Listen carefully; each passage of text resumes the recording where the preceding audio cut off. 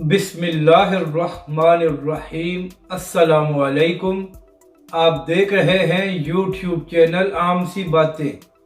اوڑیا مقبول جان کا تحریک لبیک پاکستان اور علامہ سعد حسین رضوی پر الزام، اس ویڈیو میں ہم اسی کے متعلق بات کریں گے۔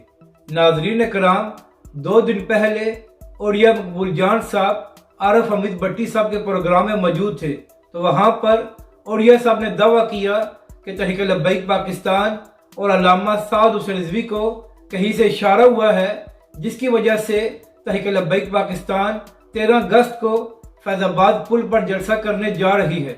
تو اوڑیا مقبول جان صاحب، اگر آپ خود کو صحافی کہتے ہیں تو آپ کو اتنی معلومات ہونی چاہیے تھی کہ تحریک لبیک پاکستان نے 1 مہینہ پہلے نظریہ پاکستان کانفرنس کرنے کا اعلان کیا تھا، مگر اسلام آباد کی انتظامیہ نے محرم کا بہانہ بنا کر تحریک لبیک پاکستان کو جلسہ کرنے کی اجازت نہیں دی۔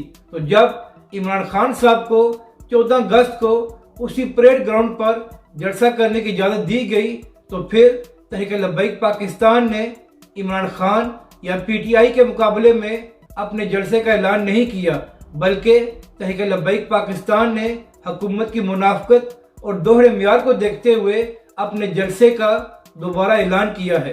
اوڑیا مقبول جان صاحب، عمران خان صاحب اس سے پہلے 20 سے 25 جلسے کر چکے ہیں، تو کیا کسی بھی شہر میں تحریک لبیک پاکستان نے عمران خان کے مقابلے میں اسی دن جلسہ کیا ہے؟